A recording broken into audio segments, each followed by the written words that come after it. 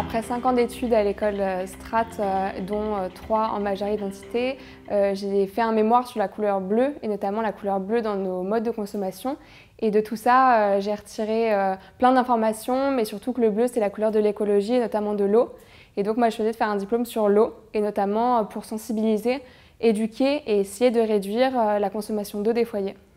Du coup, j'ai créé une gamme de produits d'hygiène et ménagers sous la marque Feel Blue.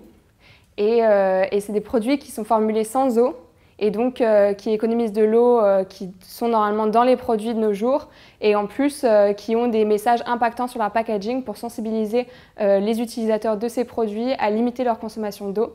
Et de cette marque donc, qui s'appelle Feel Blue, j'ai ensuite créé une deuxième marque, donc une marque jumelle à celle-ci, qui s'appelle Blue Home, où là j'ai carrément décidé de regrouper tous les équipements de la maison qui permettent d'économiser de l'eau sous cette marque afin que le consommateur puisse commencer à s'engager avec Feel Blue et puisse continuer dans sa démarche en allant plus loin avec Blue Home. L'ambition est présente dans mon projet de diplôme car je pense que c'est un vrai challenge de formuler des produits sans eau.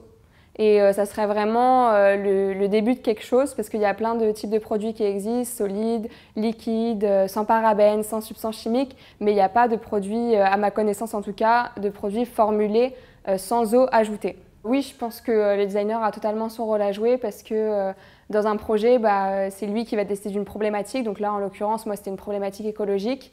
Et ensuite, qui va tout faire dans son projet pour que ça soit un cycle total et pour que ça parte donc, de l'éco-conception du produit à une utilisation qui, là, se fait de manière responsable, à valoriser les choses et à les réutiliser.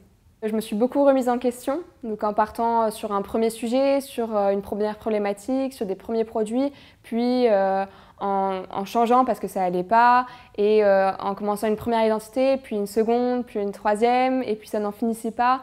Et donc j'ai fait preuve de beaucoup d'engagement pour pas lâcher, et aussi de persévérance, et notamment j'ai dû beaucoup m'ouvrir aux conseils de mes professeurs et aussi aux avis extérieurs. Mais en fait, avec les projets, les professeurs, on a appris à être d'accord, à pas être d'accord, à travailler, à se remettre en question, à aussi avoir notre opinion et pas non plus tout le temps à écouter ce qu'on nous dit, justement. Ça a été une école très libre, très créative, où chacun a pu apprendre une méthode, mais aussi constituer la sienne. Et ça nous a complètement forgé un caractère. Donc j'ai décidé de compléter ma formation de designer identité avec 1 an de master en marketing, donc spécialisé en marketing, que je fais dans une école de commerce. Et c'est un master qui se fait en alternance. Donc là, je suis en alternance pendant 1 an chez Spontex.